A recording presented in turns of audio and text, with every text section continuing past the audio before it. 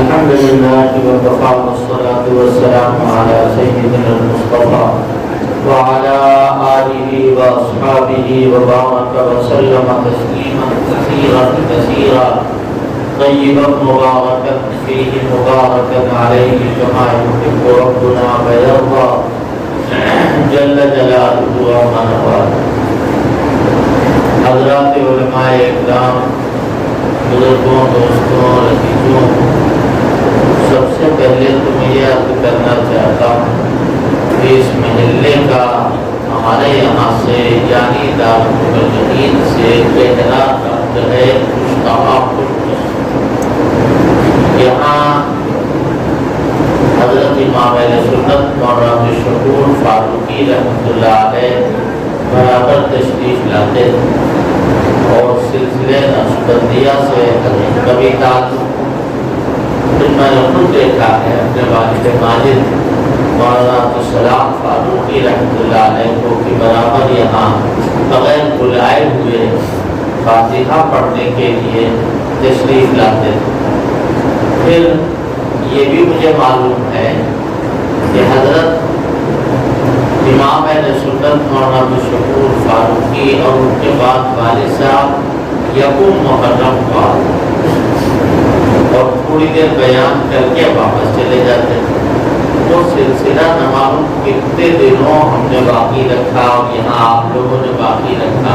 امید یہ ہے کہ ابھی کوئی ضرورت نہیں ہمارے آنے کی، لیکن کام ہونا چاہیے. اس وقت عجیب شان ہے اللہ.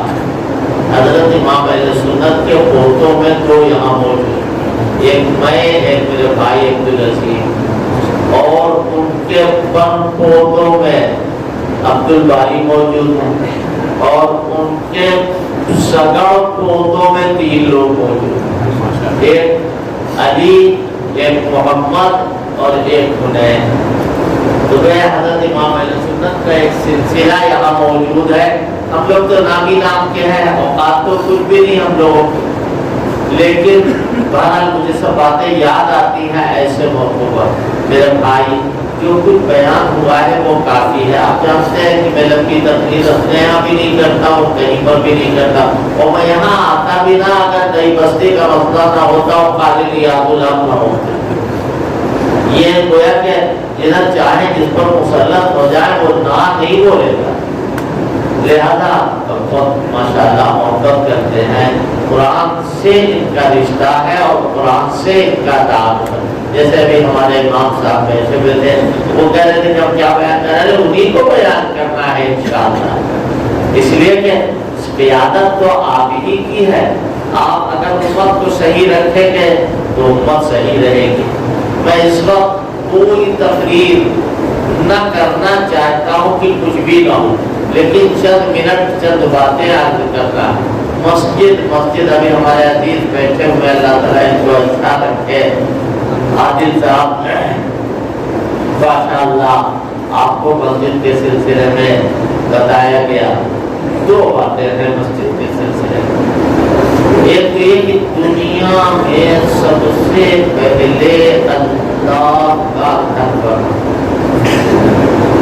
مسجد بنی. 2 قول ہیں.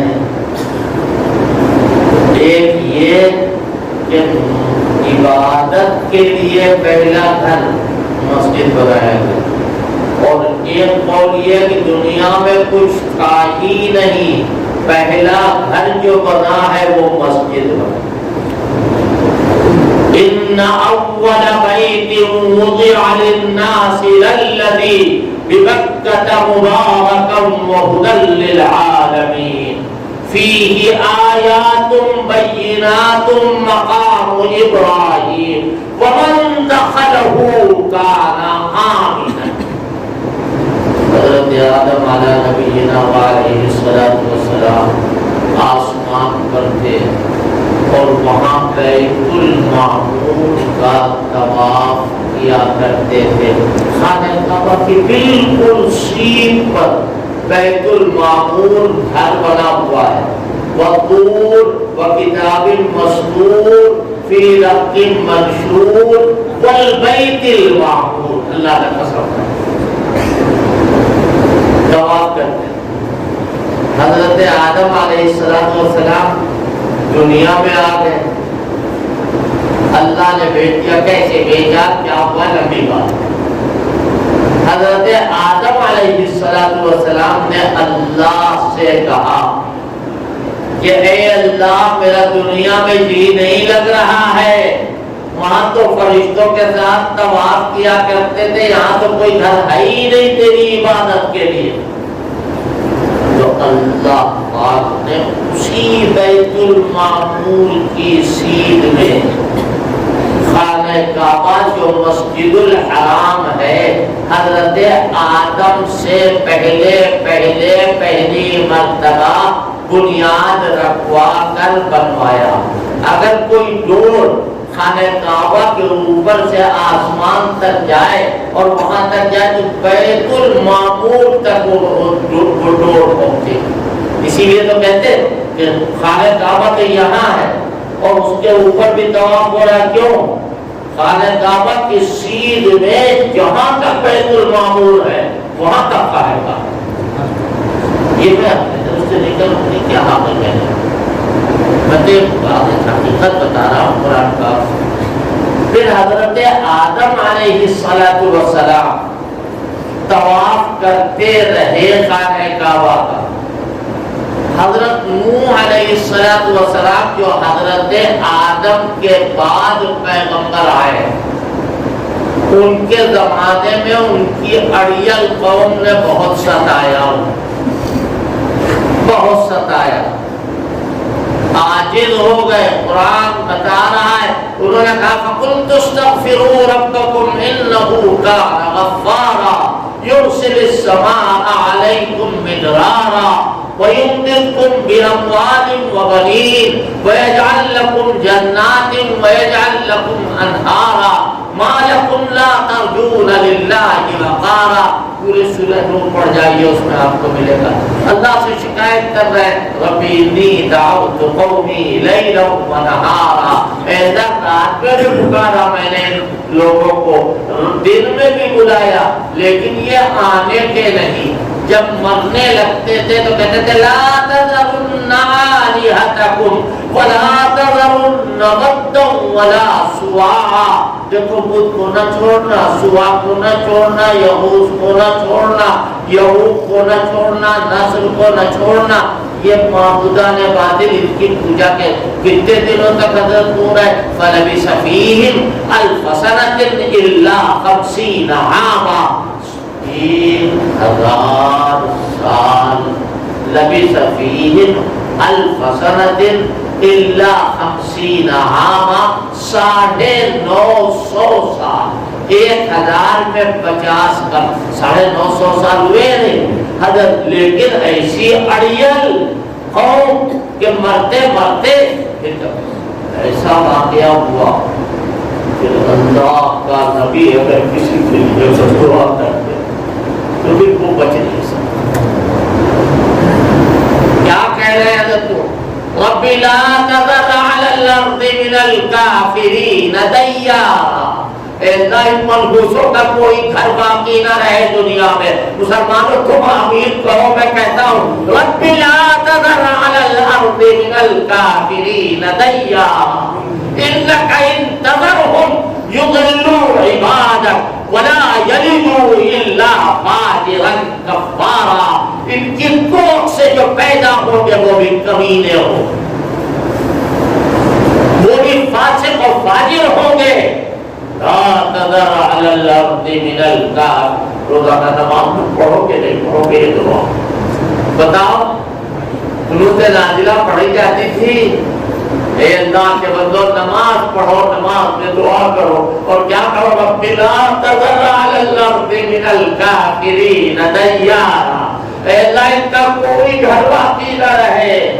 انک ان تذرهم یضلوا عبادک، اگر یہ رہیں گے تو تیرے بندوں کو کوئی کام کا نہیں رکھیں گے، برباد کر کے ڈال دیں گے، اور ان کے جو بچے پیدا ہوں گے وہ ان کمینوں سے 25 جوتے آگے پیدا ہوں۔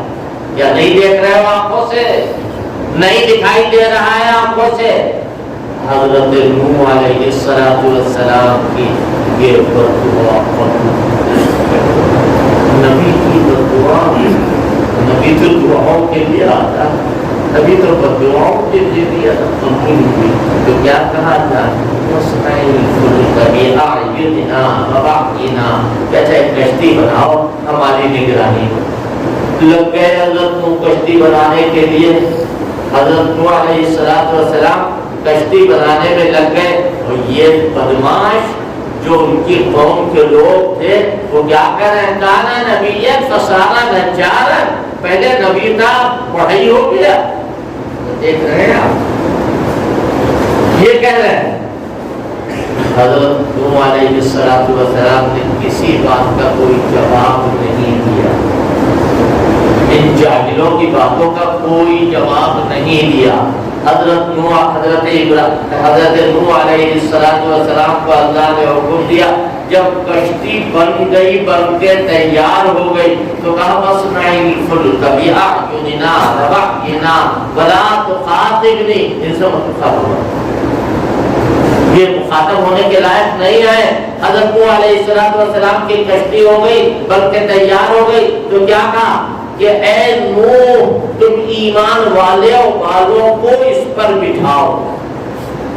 قُلْ نَحْمِلْ فِيهَا مِنْ كُلٍّ زَوْجَيْنِ اثْنَيْنِ فَاسْلُكْ فِيهَا مِنْ كُلٍّ.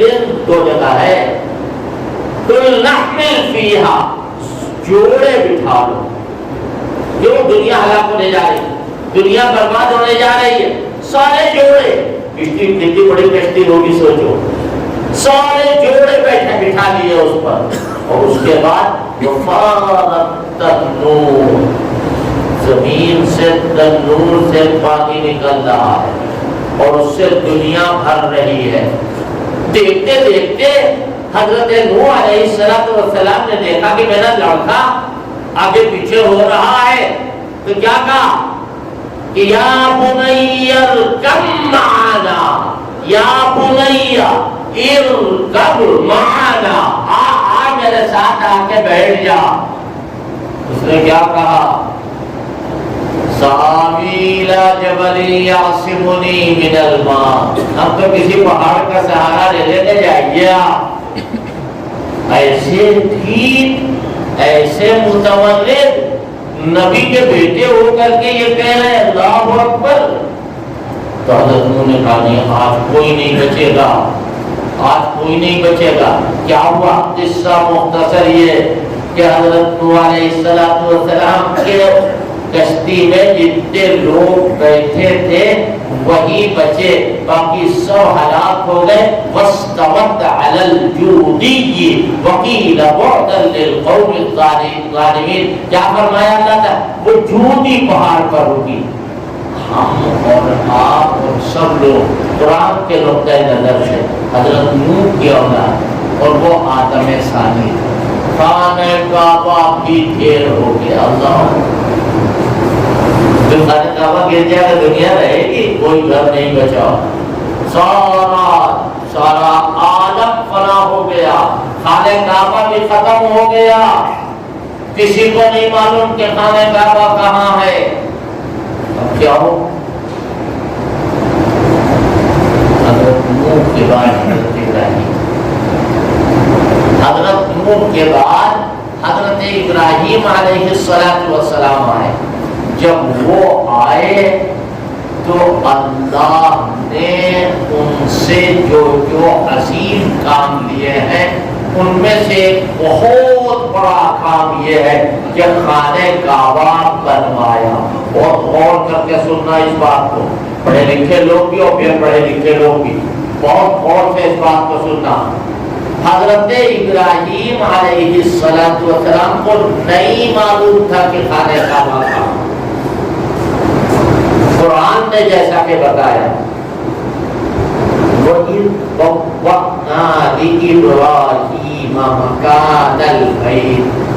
اور وہ وقت یاد کرنے کے لائق ہے جب ہم نے بتایا ابراہیم کو وہ جگہ جو بیت اللہ تھا جہاں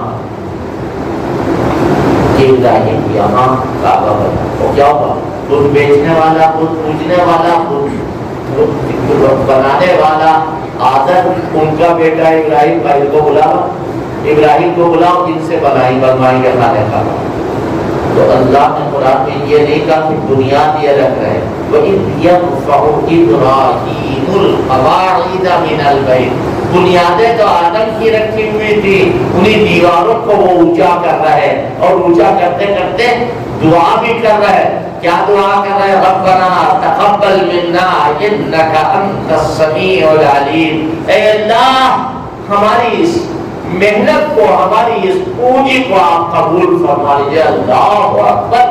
اگر کوئی آدمی آج ہم جیسے گرے پڑے، اگر خانہ کعبہ میں جھاڑو دینے کا ہمیں موقع مل جائے تو ہم ساری زندگی کہہ کر اللہ تیرے گھر میں جھاڑو دی ہے، ہماری بخشش ہو جائے، کہیں گے نہیں کہیں گے؟ اور وہ تو خانہ کعبہ بنا رہے ہیں، اس سے خلوص دیکھو کیسا ہے حضرت ابراہیم کا کہ ربنا تقبل منا انک انت السمیع۔ اور کیا دعا کی؟ ربنا وجعلنا مسلمین لک، اے اللہ ہمیں تو بنانے والا اور گارا دینے والے اسماعیل ہیں، ہم دونوں کو اپنا فرما بردار بنا دے، تیرے سامنے گردن ٹیکنے والے بنے، گردن جھکانے والے بنے۔ اے مسلمانوں، اس جملے کو پر غور کرو اور سوچو کہ کیا دعا کر رہا ہے۔ خانہ کعبہ جب بنا تھا، پہلی مسجد خانہ کعبہ حضرت ابراہیم علیہ السلام کے زمانے میں بنی۔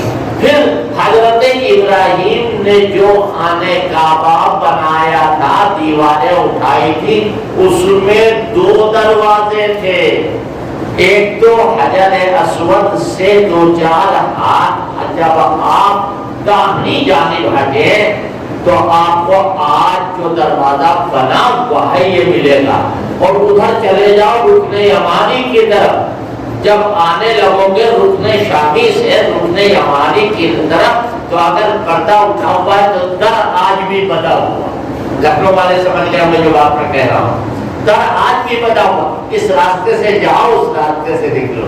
پھر حضرت کریم صلی اللہ علیہ وسلم کے مبارک فرمانے میں خانہ کعبہ کی تعمیر بھی اللہ پیسہ کم پڑ گیا، کیسے بنے؟ تو حضرت ابراہیم نے جو کعبہ بنایا تھا اس وقت حتیم نہیں تھا، اس میں حتیم خانہ کعبہ کے اندر تھا۔ حتیم کون جگہ؟ جدھر پر نالا لگا ہوا میزا میں رکھتا، وہ جگہ خانہ کعبہ کے اندر جو چھوڑ دی گئی۔ اگر کوئی حتیم کے اندر جا کے نماز پڑھ رہا ہے تو مسلمانوں بشارت ہو تمہیں، تم جاؤ، اللہ تمہیں لے جائے وہاں، اور وہاں جا کر کے نماز پڑھو تو گویا تم خانہ کعبہ کے اندر نماز پڑھے۔ یہ پہلی مسجد۔ اب آئیے، سب سے زیادہ ثواب، ساری مسجدوں سے زیادہ ثواب بیت اللہ میں نماز پڑھنے والے کو ملتا ہے 1,00,000 گنا اجر، جو بیت اللہ میں نماز پڑھے، یعنی مسجد حرام میں، بیت اللہ کے اندر نہیں، تربیت معبود نہیں۔ تو اگر کوئی آدمی وہاں نماز 1,00,000، اور پھر 2 مسجدیں اور وہ کسر تذکرہ 2 مسجدیں اور ایک کون؟ جس مسجد کو حضور نے اپنی مسجد بنائی، اپنی مسجد بنائے، مسجدی ہاتھا۔ اور دوسرے انبیاء اکرام نے جہاں حضور کے پیچھے نماز پڑھی ہے صلی اللہ علیہ وسلم، یعنی مسجد اقصی۔ سبحان الذی اسری بعبدہ لیلا من المسجد الحرام الی المسجد الاقصی۔ اگر کوئی آدمی مسجد اقصی میں نماز پڑھے 50,000 نمازوں کا ثواب ملے گا۔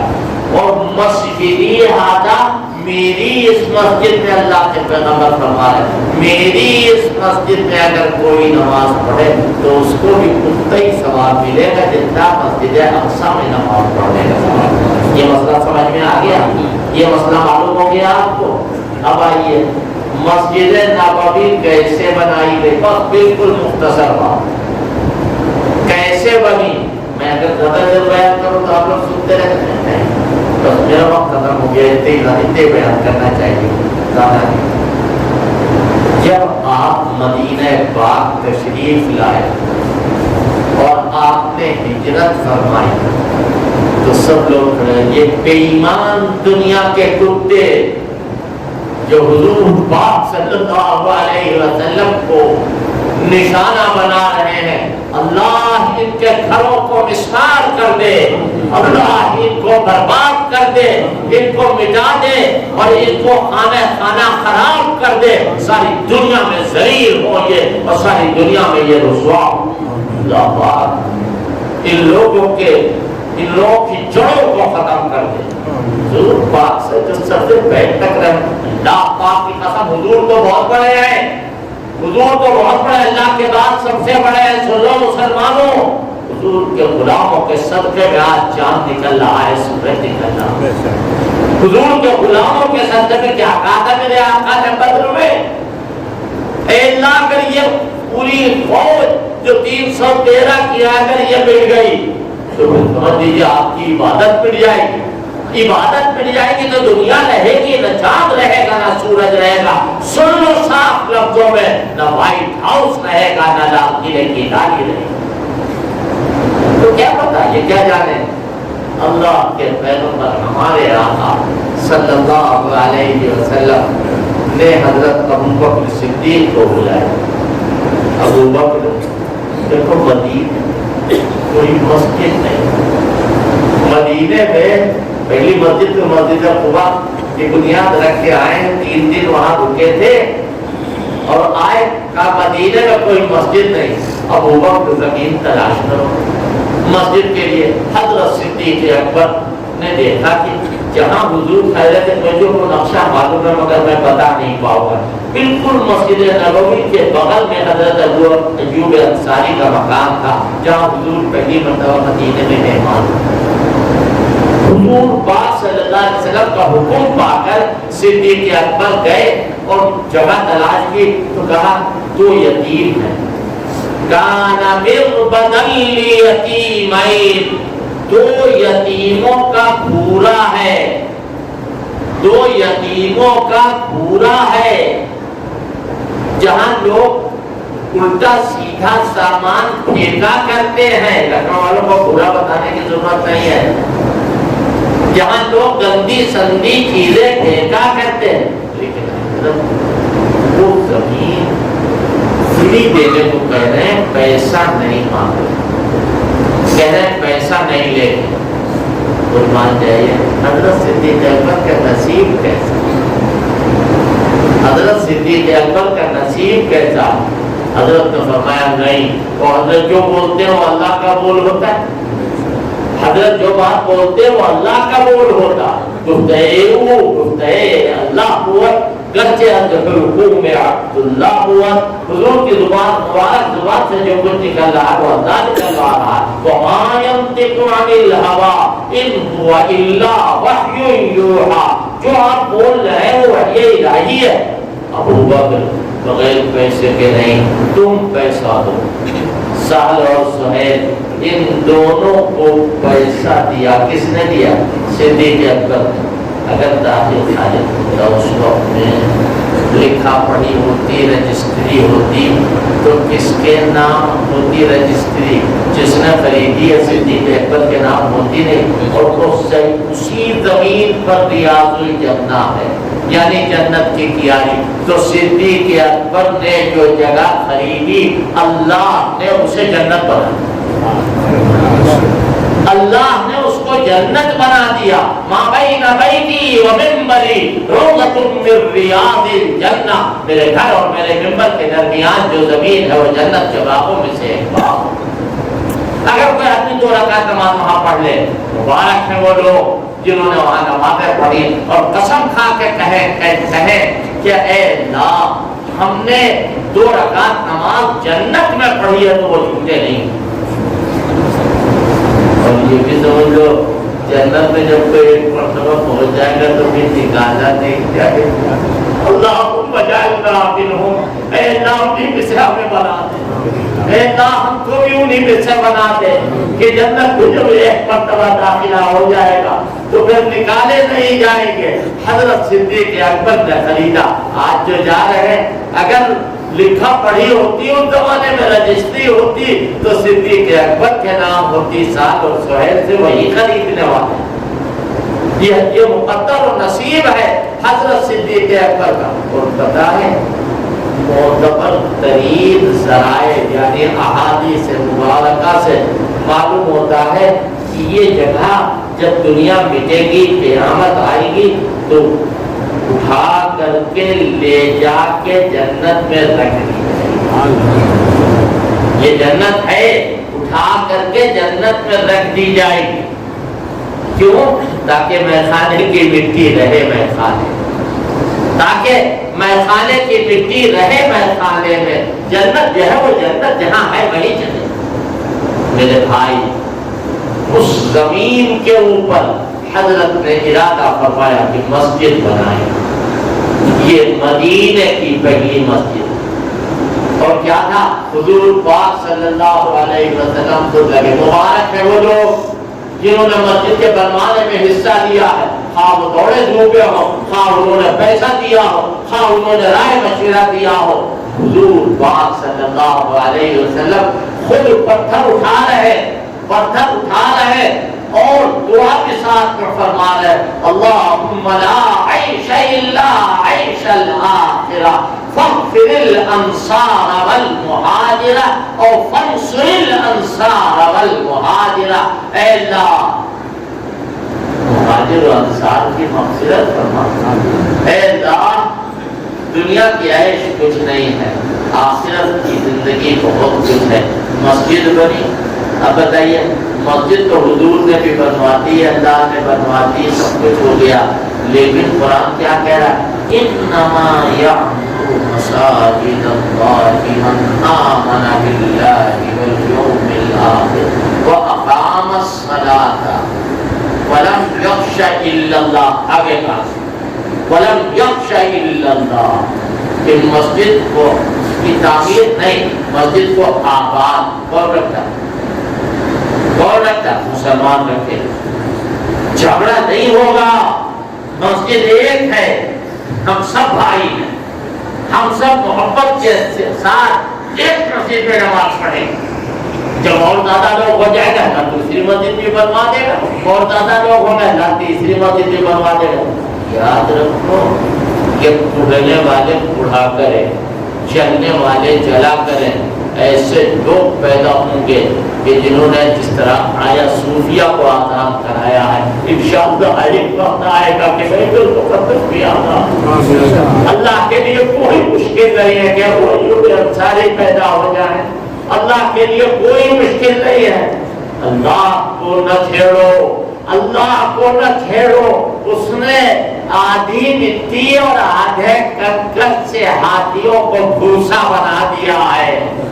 اللہ کو نہ چھیڑو۔ میں یہ کہا کرتا اپنے بچوں کو بٹھا کے کہتا کچھ ہونے والا ہے اللہ کی طرف، کچھ ہونے والا ہے اللہ کی طرف۔ جب ظالم کبھی نہ بننا، مظلوم بننا، واتق دعوۃ المظلوم فإن ليس بينها وبين الله حجاب۔ مظلوم کی آس سے بچو، اس لیے کہ اس کے درمیان اور اللہ کے درمیان کوئی فاصلہ نہیں، کوئی حجاب نہیں۔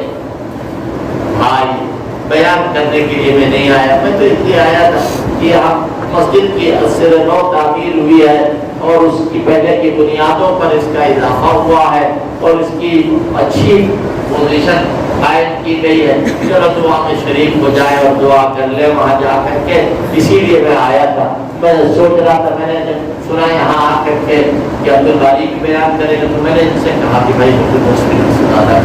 ہمارے امام صاحب ادارے نے بھی کچھ بات کہی، اپنے نہیں کہنا چاہیے، میں تو بس ویسے ہی کہیں جاتا آتا بھی نہیں، میں نے بتا دیا کہ میں کس رشتے کی بنیاد پر یہاں آیا ہوں۔ بس دعا کرو اللہ تعالیٰ سے، لا الہ الا اللہ وحدہ لا شریک لہ، لہ الملک و لہ الحمد یحیی و یمیت وہو علی کل شیء قدیر، وهو على كل شيء قدير۔ آمنت بالله وملائكته وكتبه ورسله واليوم الآخر والقدر خيره وشره۔ اے اللہ اپنے کرم سے، اپنے فضل سے اس مسجد کو قبول فرما لے، اور اے اللہ اس مسجد کی تعمیر میں جو کچھ کمی رہ گئی ہے، جو حصہ باقی رہ گیا ہے، اپنے فضل و کرم سے اپنے ایسے بندوں کو کھڑا کر دے کہ منٹوں سیکنڈوں میں وہ کام ہو جائے، اور مسجد کی خدمت میں جو تیرے بندے لگے ہوئے ہیں ان کو قبول فرما دے۔ اے اللہ اپنے کرم سے ہمارے اندر آپس میں اتحاد و اتفاق ایمان کی بنیاد پر پیدا فرما دے۔ اے اللہ کلمے کی بنیاد پر ہم سب کو متحد فرما دے، اور اے اللہ جو بیمار ہیں ان کو شفا عطا فرما دے، جو قرضدار ہیں ان کے قرضوں کی ادائیگی کے اسباب پیدا فرما دے، جنہوں نے دعاؤں کے لیے کہا ہے یا لکھا ہے یا ان کا ہم پر حق ہے، ان کے تمام نیک مقاصد میں کامیابی عطا فرما دے۔ اے اللہ اپنے کرم اور اپنے فضل سے ہم کو ایمان کامل عطا فرما دے، اعمال صالحہ کی توفیق نصیب فرما دے، ہماری مسجدوں کو نمازیوں سے بھر دے۔ اے اللہ اپنے کرم سے اپنے فضل سے کرونا کی بیماری کو پورے جہان سے ختم فرما دے۔ اے اللہ اس کی وجہ سے جو لوگ پریشان ہیں اور مبتلا ہیں ان سب کو شفا و صحت عطا فرما دے۔ اے اللہ اپنے کرم سے اپنے فضل سے حضور پاک صلی اللہ علیہ وسلم کے مبارک نام پر مر مٹنے کی توفیق عطا فرما۔ آپ کی محبت میں اے اللہ اضافہ پیدا فرما۔ اے اللہ قرآن پڑھنے میں ہمارا جی لگے، نماز پڑھنے میں ہمارا جی لگے، ہماری بچیاں جو پس پردہ بیٹھی ہوئی ہیں وہ سب اس دعاؤں میں شریک ہیں، اور اللہ تبارک و تعالی ہماری وہ بچیاں جو بے شادی شدہ ہے غیر سے ان کے اچھے رشتے عطا فرما دے، اور جو بچے ہیں جن کی شادی ہونا ہے اے اللہ اچھے اچھے جگہوں پر ان کے رشتے جائیں، اور اے اللہ سکون عطا فرما دے، چین عطا فرما دے، ایمان پر زندہ ہے، ایمان پر موت دے، ایمان والوں کے ساتھ